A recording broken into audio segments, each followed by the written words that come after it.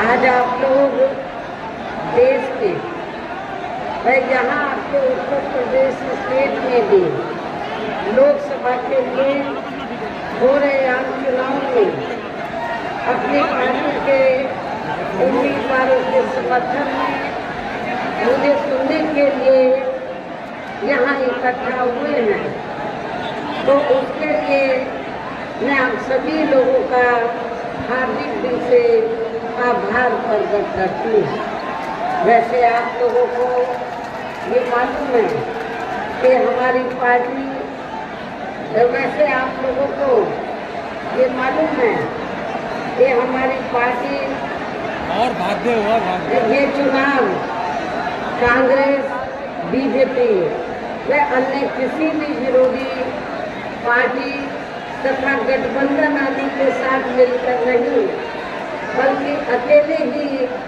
अपनी पार्टी के बलबूते पर पूरी तैयारी व दमदारी के साथ ये चुनाव लड़ रही है। इसके साथ ही हमने टिकट बंटवारे के मामले में भी सर्व समाज के लोगों को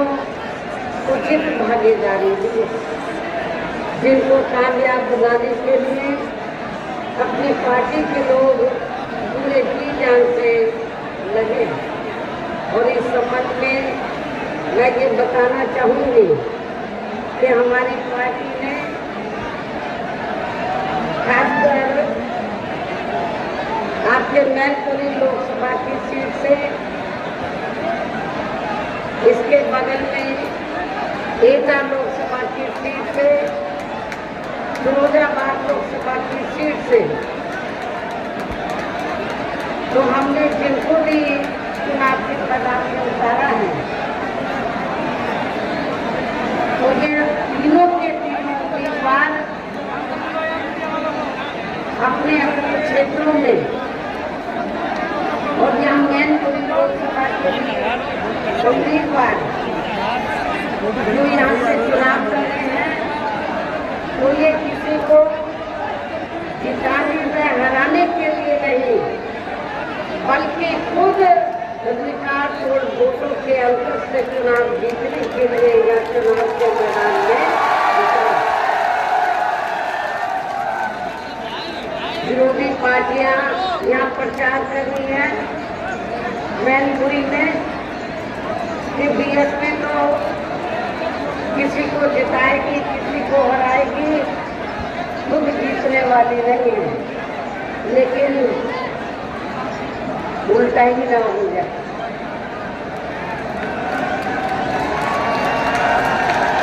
दो पार्टियां ऐसा कह रही हैं बीएसपी के बारे में, कई वही दोनों पार्टियां दूसरे और तीसरे नंबर पे ना चली है। हालांकि आज यहाँ की इकट्ठा हुई अपार भीड़, वह भीड़ के भी जबरदस्त जोश को भी देखकर अब मुझे भी ये काफी हद तक भरोसा हो गया है कि पिछली बार की तरह इस बार भी आप लोग अपने प्रदेश से या लोकसभा चुनाव में अपनी पार्टी का बेहतर रिजल्ट जरूर लाएंगे। और इसके लिए हमने आप लोगों का ध्यान तो जरूरी बातों की तरफ लगाना चाहती हूँ। और इस संबंध में विशेषकर मैं कांग्रेस, बीजेपी व इनके अन्य सभी सहयोगी दलों के बारे में ये कहना चाहूँगी कि आज़ादी के बाद शुरू में केंद्र व देश के काफ़ी राज्यों में भी ज़्यादातर सत्ता यहाँ कांग्रेस पार्टी के ही हाथों में केंद्रित रही, किंतु इनकी अधिकांश मामलों में रही गलत नीतियों एवं गलत कार्य प्रणाली आदि की वजह से ही फिर इस पार्टी को केंद्र में काफी राज्यों की भी सत्ता से पार होना पड़ा है। तथा यही स्थिति इनकी सहयोगी पार्टियों के लिए बनी रही है, जिसके कारण ही फिर पिछले कई वर्षों से बीजेपी व इनके सहयोगी दल केंद्र एवं काफी राज्यों की की सत्ता में काबिज हो गए, लेकिन इनकी भी ज़्यादातर रही, यानी कि भारतीय जनता पार्टी की भी ज़्यादातर रही जातिवादी, पूंजीवादी, संकीर्ण, सांप्रदायिक व द्वेषपूर्ण नीतियों एवं कार्य प्रणाली आदि से तथा इनकी कथनी व करनी में भी काफी अंतर होने की वजह से अब ऐसा लगता है इस बार ये पार्टी भी, यानी कि भारतीय जनता पार्टी भी केंद्र की सत्ता में आसानी से वापस आने वाली नहीं। बशर्ते यदि ये चुनाव इस बार फ्री एंड फेयर होता है तथा आम चर्चा के मुताबिक वोटिंग मशीनों में भी कोई गड़बड़ी आदि नहीं की जाती है। और वैसे भी इस बार चुनाव में इनकी कोई भी पुरानी एवं नहीं चल रही नाटकबाजी, जुमलेबाजी व गारंटी आदि काम में आने वाली नहीं है, क्योंकि अब देश की जनता काफी हद तक इस बात को समझ चुकी है कि इनकी पार्टी ने अब तक देश के विशेषकर गरीबों, कमजोर तबकों, मध्यम वर्गीय एवं अन्य मेहनत लोगों को जो इन्हें अच्छे दिन दिखाने के असंख्य प्रलोभन भरे वादे किए हैं तथा अनेकों हवाई व कागजी गारंटी आदि भी दी है, तो उनका जमीनी हकीकत में अभी तक इन्होंने लगभग 1/4 हिस्सा भी कार्य पूरा नहीं किया है, बल्कि इसके स्थान पर इनका ज़्यादातर समय व ताकत भी या इनके अपने चहेते रहे बड़े बड़े पूंजीपतियों एवं धनासेठों को ही ज़्यादा से ज़्यादा मालामाल व धनवान आदि बनाने में तथा इन्हें हर स्तर पर छूट देने में व बचाने में ही लगी रही है, जिनके अधिकांश आर्थिक सहयोग से ही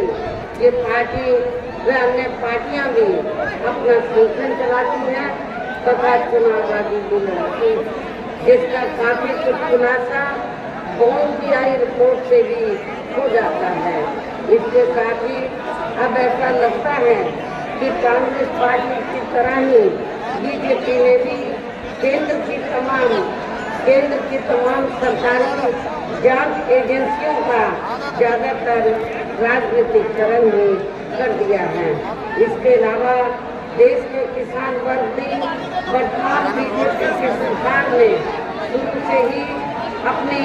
विभिन्न समस्याओं को लेकर काफी ज्यादा दुखी व परेशान रहे हैं और अभी भी हैं, जबकि यूपी में 4 बार हमारी पार्टी की रही सरकार ने इनके हितों का भी हर स्तर पर विशेष ध्यान रखा है। आज के उत्तर प्रदेश में जिस क्षेत्र में भी जो भी खेती होती है तो उनको खेती करने के लिए हमने समय से सस्ते साधन उपलब्ध कराए और उनके फसल का भी उचित दाम दिया। ये भी आप लोगों को मालूम है। इतना ही नहीं बल्कि केंद्र में पूर्व की रही कांग्रेस की सरकार की तरह ही वर्तमान भाजपा सरकार में भी इनकी जातिवादी, सांप्रदायिक एवं पूंजीवादी सोच व नीतियों के चलते ही पूरे देश में सब समाज में से खासकर गरीबों, दलितों, आदिवासियों, पिछड़े वर्गों, मुस्लिम एवं अन्य धार्मिक अल्पसंख्यक समाज के लोगों का भी पूर्ण रूप से विकास के उत्थान आदि नहीं हो सका है। और इस संदर्भ में वैसे आप लोगों को ये मालूम है कि पूरे देश में यहाँ दलितों, आदिवासियों एवं अन्य पिछड़े वर्गों का सरकारी नौकरियों में वर्षों से अधूरा पड़ा आरक्षण का कोटा भी अभी तक पूरा नहीं भरा गया है। विशेषकर SC व ST वर्गों के सरकारी कर्मचारियों का पदोन्नति में आरक्षण भी अब काफी हद तक प्रभावहीन ही बना दिया गया है। और इससे भी ज्यादा दूसरी बात यह है कि जब आपके उत्तर प्रदेश में समाजवादी पार्टी की सरकार थी, तो इस सरकार ने तो इन वर्गों के कर्मचारियों का पदोन्नति में आरक्षण ही बिल्कुल खत्म कर दिया था। साथ ही केंद्र व राज्यों में भी विरोधी पार्टियों की रही सरकारों में इन सभी वर्गों को प्राइवेट सेक्टर में आरक्षण दिए जाने की व्यवस्था किए बिना ही इनकी सरकारों के ज्यादातर सरकारी कार्य अब प्राइवेट सेक्टर के जरिए ही इनके बड़े बड़े पूंजीपतियों धनाभिषेकों आदि को ही किए जाने के कारण अब इनको पूरे देश में आरक्षण का भौगोलिक ही लाभ मिल पा रहा है। इसी प्रकार इनका अन्य और मामलों में भी शोषण में उत्पीड़न आदि होना अभी तक भी बंद नहीं हुआ है। इसके साथ साथ मुस्लिम व अन्य धार्मिक अल्पसंख्यक समाज के लोगों की भी हालत हर स्तर पर यह काफी ज्यादा खराब व दयनीय बनी हुई है, जिसका काफी कुछ खुलासा बहुत पहले ही सज्जन कमेटी की रिपोर्ट में भी किया गया है। इतना ही नहीं बल्कि पिछले कुछ वर्षों से केंद्र व अधिकांश राज्यों में भी बीजेपी व आरएसएस की सरकारों के चलते हुए अब इनका विकास एवं उत्थान आदि होना भी काफी हद तक बंद सा हो गया है। आए दिन इन पर खासकर हिंदुत्व की आड़ में हो रही जनजाति भी यह काफी ज्यादा चरम सीमा पर पहुंच चुकी है। इनके साथ साथ अपर कास्ट समाज में से विशेषकर गरीब लोगों की भी हालत हमें कोई खास अच्छी नजर नहीं आती है। इनकी गलत कृषि नीतियों के कारण किसान वर्ग भी आए दिन आंदोलित ही रहता है। साथ ही इनकी गलत आर्थिक नीतियों की वजह से देश की अर्थव्यवस्था पर भी इसका काफी बुरा प्रभाव पड़ रहा है, जिससे यह विशेषकर छोटे एवं मध्यम वर्गीय व्यापारी वर्ग भी काफी ज्यादा दुखी व परेशान हैं। और अब केंद्र में पूर्व की रही सरकारों की तरह ही वर्तमान भाजपा सरकार में भी यह पूरे देश में गरीबी, बेरोजगारी एवं महंगाई आदि भी लगातार काफी ज्यादा बढ़ रही है। देश में हर स्तर पर फैला भ्रष्टाचार भी अभी तक खत्म नहीं हुआ है। साथ ही अपने देश की सीमाएं भी अभी तक पूरे तौर से सुरक्षित नहीं है। ये भी बड़ी चिंता की बात है। ऐसे में अब आप लोगों को देश में हो रहे लोकसभा चुनाव में कांग्रेस,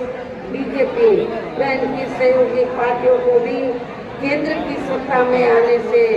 जरूर रोकना है। जिनकी गलत नीतियों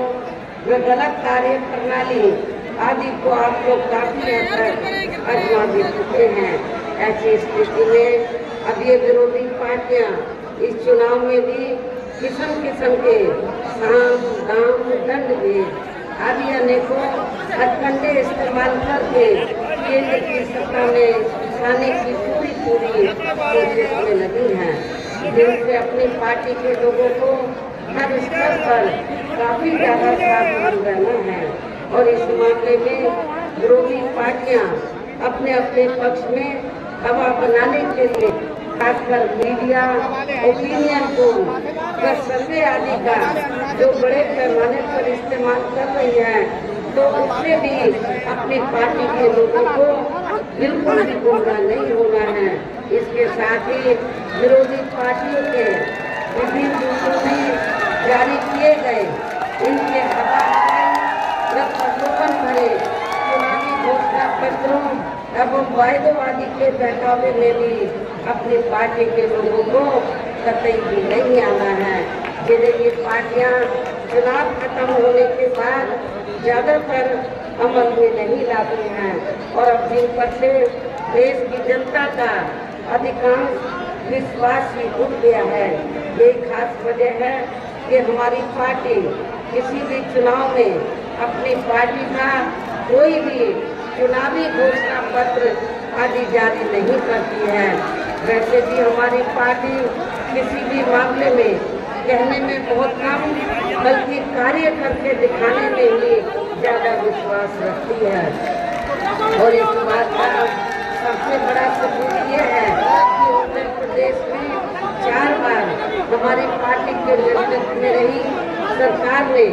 चुनाव में अपनी पार्टी के बिना कोई जारी किए गए चुनावी घोषणा पत्र के ही प्रदेश में आम जनहित में काफी कुछ ऐतिहासिक कार्य करके दिखाए हैं, जिनके अब देश में अधिकांश पार्टियों की सरकारें